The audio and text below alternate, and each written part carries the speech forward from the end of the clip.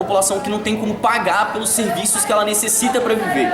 Estamos gastando muito dinheiro com a população pobre, estamos gastando muito dinheiro com saúde, com educação, com previdência, com reforma agrária, com agricultura familiar. Esses projetos estão gastando muito dinheiro, é isso que ele fala pra gente. Então a gente precisa colocar um teto para, nos próximos 10, no caso 20 anos, que é o que ele pretende, não acontecer uma derrocada fiscal, assim, o Brasil entrar na falência pela impossibilidade de se pagar a dívida que o Brasil tem com seus credores internacionais.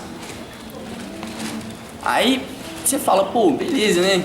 Até que é um argumento, a gente não pode realmente falir. Vamos ler, vamos pegar PEC, vamos pegar MP, vamos ler esse negócio.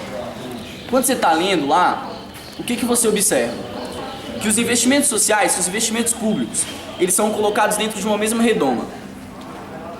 E dessa redoma, eles entendem que existe uma quantia X de dinheiro que pode ser gasta com todos esses projetos, desde saúde pública, até educação pública, até agricultura familiar, até moradia, Minha Casa Minha Vida, todas essas coisas vão ser colocadas na mesma redoma, dentro do mesmo orçamento.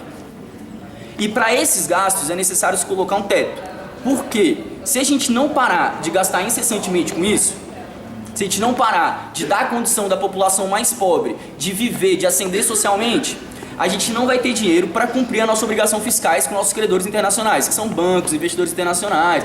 Resumindo, bilionários, pessoas extremamente ricas. E se a gente não tiver como cumprir nossa promessa fiscal com eles, eles vão parar de investir, o Brasil vai parar de ter dinheiro e a gente vai falir. Beleza, é isso que você está dizendo pra gente. Se você está precisando de conseguir dinheiro, você vai retirar dinheiro de quem não tem dinheiro, ou você vai tentar fazer uma reforma tributária para alcançar esse recurso de onde ele realmente existe, né? Porque você pensa, é mais favorável para o Brasil, que vive uma crise de arrecadação fiscal, eu tomar uma medida que vai impossibilitar a ascensão social de camadas mais pobres, ou seja, de que camadas que têm um poder aquisitivo menor se insiram no mercado de consumo e possam consumir, possam produzir, possam estudar e possam se tornar uma massa produtora também. Vou retirar o dinheiro disso para economizar dinheiro para poder pagar para banqueiro, para investidor na nossa dívida aí que rende incríveis 12% ao mês.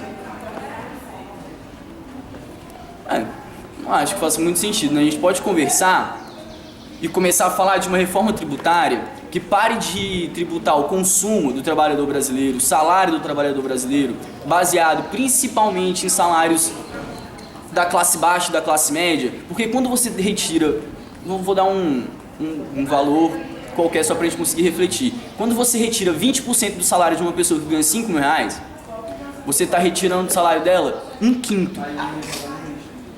Quando você retira 10% de uma pessoa que ganha 500 mil reais, você está retirando quanto do salário dela? Entendeu? Você tem que levar em consideração o tipo de tributação e o tipo de medidas que a gente está adotando para justificar o que eles estão querendo justificar. Então, basicamente a gente vê que não é um projeto de governo interessado em acabar com uma crise fiscal, é um projeto de governo interessado em mudar a estrutura do país para que uma camada da população passe a ser favorecida, passe a receber atenção em detrimento de outra que nesse exato momento recebe certa atenção. Na PEC tem uma coisa que assusta assim quando você lê, que ela fala que o investimento para escolas e hospitais públicos e para toda essa redoma de coisas sociais que eu falei, fica congelado no teto.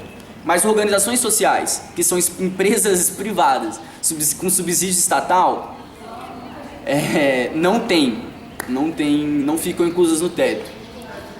Aí você vai na MP e você lê lá que todas as escolas que se adequarem à MP a partir da data que a MP entrar em vigor, a União tem obrigação de dar incentivo, dinheiro, a essas instituições para poder fomentar o desenvolvimento do Brasil para a nova medida que foi aprovada, para novos parâmetros do ensino.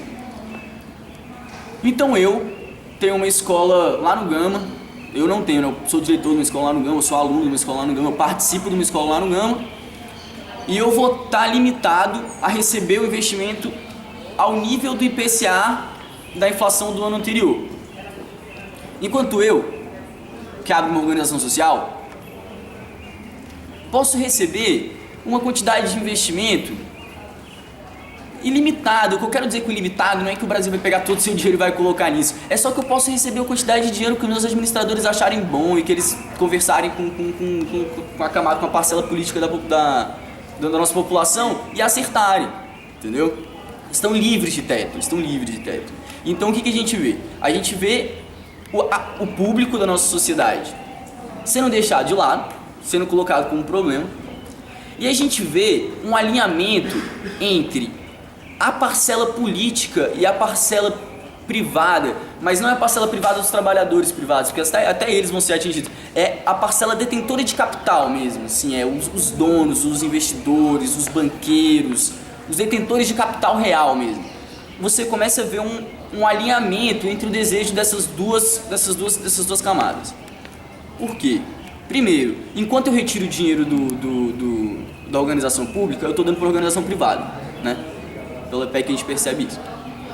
Terceiro, a gente faz um aparelhamento do Estado através de uma reforma eleitoral que vai acabar com a oposição mais assistencialista, mais de esquerda, por exemplo, o PSOL. A gente obriga uma integração desses pequenos partidos aos partidos de força maior, que todos sabemos, inclusive o PT, inclusive o PSDB, que também já foi um partido de esquerda, o PMDB, que veio do MDB.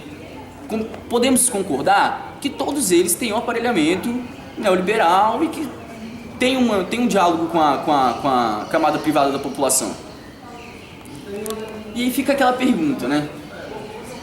Se você está querendo tirar o Brasil de uma crise fiscal, por que não fazer um reajuste fiscal onde o Brasil vai aumentar a sua arrecadação e as camadas que estão fora do consumo, que estão fora da arrecadação do governo, que estão fora da zona dos impostos, porque ganham menos que R$2.000 por mês, ou porque não tem poder de compra, não vão poder se inserir. Por que a gente não luta por um projeto de governo que seja insertivo da camada da população que está fora da zona do consumo e que coloque a população que está muito acima da zona de consumo para participar do pagamento dessa dívida, desse problema? Entendeu? Então é basicamente isso que a gente está aqui contra essa desestruturação do Brasil, contra essa perspectiva neoliberal que está sendo imposta pra gente sem o menor diálogo. Não tem problema ter propostas, não tem problema. O único problema é você querer impor essas propostas sem governo, sem debate, sem diálogo, sem conhecer os verdadeiros interesses da população, que são os verdadeiros atingidos por tudo isso. Muito, Gabriel. Muito obrigado pelo depoimento. Um abraço a todos e boa sorte para vocês. Obrigado.